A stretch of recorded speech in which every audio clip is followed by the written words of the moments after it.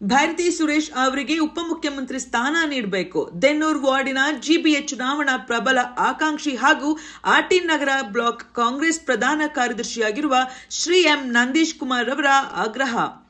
RT Nagar block Congress ಪ್ರಧಾನ ಕಾರ್ಯದರ್ಶಿಯಾಗಿರುವ Shri M Nandish Kumar ಅವರು ತಮ್ಮ ನೆಚ್ಚಿನ ನಾಯಕರಾದ ಭಾರತಿ ಸುರೇಶ್ ಅವರಿಗೆ ರಾಜ್ಯ ಸರ್ಕಾರದಲ್ಲಿ ಉಪಮುಖ್ಯಮಂತ್ರಿ ಸ್ಥಾನ ನೀಡಬೇಕೆಂದು ಆಗ್ರಹಿಸಿದರು.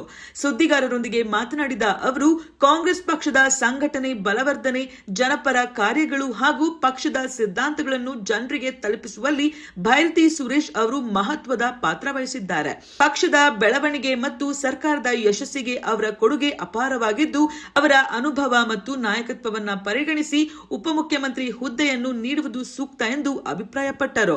ರಾಜ್ಯದ ಅಭಿವೃದ್ಧಿ, ಸಾಮಾಜಿಕ ನ್ಯಾಯ ಹಾಗೂ ಜನಸಾಮಾನ್ಯರ ಸಮಸ್ಯೆಗಳ ಪರಿಹಾರಕ್ಕೆ ಭಾರತಿ ಸುರೇಶ್ ಅವರಂತಹ ಅನುಭವಿ ನಾಯಕರ ಸೇವೆ ಇನ್ನಷ್ಟು ಪರಿಣಾಮಕಾರಿಯಾಗಿ ಬೆಳಕಿಗೆ ಬರಬೇಕಿದೆ. ಆದ್ದರಿಂದ ಪಕ್ಷದ ಹೈಕಮಾಂಡ್ ಹಾಗೂ ರಾಜ್ಯ ನಾಯಕತ್ವವು ಅವರಿಗೆ ಉಪಮುಖ್ಯಮಂತ್ರಿ ಸ್ಥಾನ ನೀಡುವ ಕುರಿತು ಸಕಾರಾತ್ಮಕವಾಗಿ ಚಿಂತನೆ ನಡೆಸಬೇಕು ಎಂದು ಆರ್ಟಿ ನಗರ ಬ್ಲಾಕ್ ಕಾಂಗ್ರೆಸ್ ಪ್ರಧಾನ ಕಾರ್ಯದರ್ಶಿಯಾಗಿರುವ ಶ್ರೀ ಎಂ ನಂದೀಶ್ ಕುಮಾರ್ ಅವರು ಒತ್ತಾಯಿಸಿದರು. ಈ ಸಂದರ್ಭದಲ್ಲಿ ಕಾಂಗ್ರೆಸ್ ಕಾರ್ಯಕರ್ತರು ಹಾಗೂ ಬೆಂಬಲಿಗರು ಉಪಸ್ಥಿತರಿದ್ದರು. ಕರ್ನಾಟಕ ರಾಜ್ಯದಲ್ಲಿ ರಾಜಕೀಯ ಇತಿಹಾಸದಲ್ಲೇ ಪ್ರಪ್ರಥಮ ಬಾರಿಗೆ ಸಿದ್ದರಾಮಯ್ಯ ಅವರು 8 ವರ್ಷಗಳ ಕಾಲ ದೀರ್ಘ ರಾಜಕಾರಣವನ್ನ ಮಾಡಿ ಶೋಷಿತ ಸಮುದಾಯಗಳಂತ ನಾವೇನು ಹೇಳ್ತೀವಿ, ಹಿಂದುಳಿದ ವರ್ಗದವರಾಗಿರ್ಬೋದು, ದೀನ ದಲಿತರಾಗಿರ್ಬೋದು, ಅಲ್ಪಸಂಖ್ಯಾತರಾಗಿರ್ಬೋದು, ಅವರೆಲ್ಲರಿಗೂ ವಿಶೇಷವಾದಂತ ಒಂದು ಉತ್ತಮವಾದಂತ ಆಡಳಿತವನ್ನ ಕೊಟ್ಟು ಮೊನ್ನೆ ಹೈಕಮಾಂಡ್ ಸೂಚನೆ ಮೇರೆಗೆ ರಾಜೀನಾಮೆಯನ್ನ ಕೊಟ್ಟಿದ್ದಾರೆ. ಅವರಿಗೆ ಎಲ್ಲ ಶೋಷಿತ ಸಮುದಾಯಗಳ ಪರವಾಗಿ ಅಭಿನಂದನೆಗಳನ್ನು ಸಲ್ಲಿಸ್ತೇನೆ.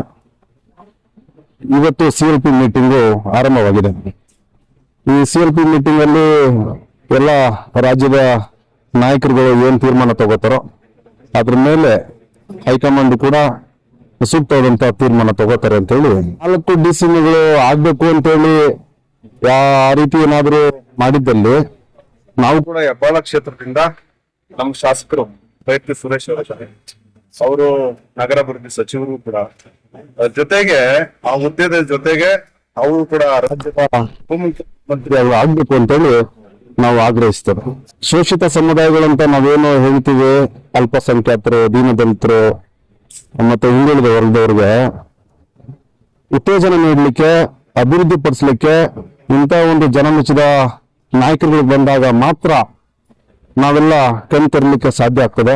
ಇಲ್ಲ ಅಂತಂದ್ರೆ ಈಗ ಸಿದ್ದರಾಮಯ್ಯ ಅವರು 8 ವರ್ಷಗಳ ಕಾಲ ಸುದೀರ್ಘವಾದಂತ ಆಡಳಿತವನ್ನು ಕೊಟ್ಟಾಗ ನಾವೆಲ್ಲ ಕಣ್ ತೆರೆದು ಪ್ರಪಂಚವನ್ನ ಶೈಕ್ಷಣಿಕವಾಗಿ ಆಗಿರ್ಬೋದು, ಆರ್ಥಿಕವಾಗಿ ಆಗಿರ್ಬೋದು, ರಾಜಕೀಯವಾಗಿ ಆಗಿರ್ಬೋದು ಒಂದಷ್ಟು ನಾವು ಸಮುದಾಯಗಳು ಮೇಲೆ ಬರ್ಲಿಕ್ಕೆ ಸಾಧ್ಯವಾಯಿತು.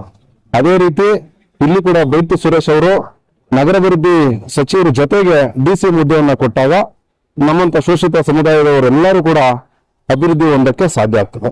ಅದಕ್ಕೆ ಅಂತಾನೆ ಹೈಕಮಾಂಡ್ ಇದೆ. ಹೈಕಮಾಂಡ್ ಅವರು ಹಂತ ಹಂತವಾಗಿ ಯಾರಿಗೆ ಪ್ರತಿಫಲ ಕೊಡಬೇಕು ಅದನ್ನ ಮಾಡ್ತಾರೆ ಅಂತ ಹೇಳಿ, ಮತ್ತೆ ರಾಜ್ಯದ ನಾಯಕರುಗಳು ಇವರೆಲ್ಲ ಯಾರ್ಯಾರಿಗೆ ಯಾವಾಗ ಅಧಿಕಾರವನ್ನ ಕೊಡಬೇಕು ಅದನ್ನ ಅವರು ನೋಡ್ಕೊಂಡು ನಿಭಾಯಿಸ್ತಾರೆ. ಸರ್, ಭಾರತಿ ಸುರೇಶ್ ಅನ್ನೋರ್ಕಿಂತ ಸಮರ್ಥರಿದ್ರೆ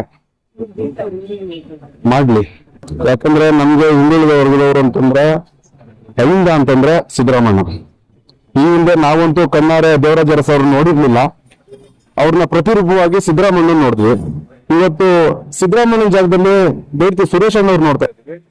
ಹಾಗಾಗಿ ಭಾರತಿ ಸುರೇಶ್ ಅನ್ನೋರ್ನ ಯಾವ ಕಾರಣಕ್ಕೂ ಕೂಡ ಕೈ ಬಿಡುವಂತ ಪ್ರಶ್ನೆ ಇಲ್ಲ. ಒಂದ್ ವೇಳೆ ಆ ರೀತಿ ಏನಾದ್ರು ಆದ್ರೆ ನಾವೆಲ್ಲ ಅಹಿಂದ ಸಮುದಾಯ ಅಂತ ಏನಿದೀವಿ, ನಾವೆಲ್ಲ ಉಗ್ರವಾದಂತ ಹೋರಾಟ ಮಾಡಕ್ ರೆಡಿ ಇದೀವಿ. ಅಲ್ಪಸಂಖ್ಯಾತರಿಗೂ 1 ಡಿಸೆಲ್ ಕೊಡ್ಲಿ, ಅಹಿಂದ ಸಮುದಾಯಕ್ಕೂ 1 ಡಿಸೆಲ್ ಕೊಡ್ಲಿ, ಅದ್ರಲ್ಲಿ ಏನ್ ನಮ್ದೇನ್ ತಕ್ರಾರಿಲ್ಲ. 4 ಮಾಡ್ತೀನಿ ಅಂತಂದಾಗ, 4 ಕೊಡ್ತೀನಿ ಅಂತಂದಾಗ 4 ಏನು ಶೋಷಿತ ಸಮುದಾಯಗಳಂತಾನೆ ವಿಶೇಷವಾಗಿ ಅಲ್ಪಸಂಖ್ಯಾತರು, ದೀನದಲಿತರು, ಹಿಂದುಳಿದವರಿಗೆ ಕೊಡ್ಲಿ ಅನ್ನೋದು ನಮ್ಮ ಇದೆ. ಸರ್, ರಾಜ್ಯದ ನಾಯಕರುಗಳು, ನಮ್ಮ ಕಾಂಗ್ರೆಸ್ ಹೈಕಮಾಂಡ್ ಸೂಕ್ತವಾದಂತ ತೀರ್ಮಾನ ಯಾರ್ಯಾರಿಗೆ ಅವಕಾಶ ಕೊಡ್ಬೇಕು ತಲುಪಿಸ್ಕೊಡ್ತಾರೆ. ಅದನ್ನು ನಾವು ಭಾರತಿ ಸುರೇಶ್ ಅವರ ಪರವಾಗಿ ನಗರಾಭಿವೃದ್ಧಿ ಸಚಿವ ಜೊತೆಗೆ DCM ಹುದ್ದೆಯನ್ನ ಅವ್ರು ಕೊಡಬೇಕು.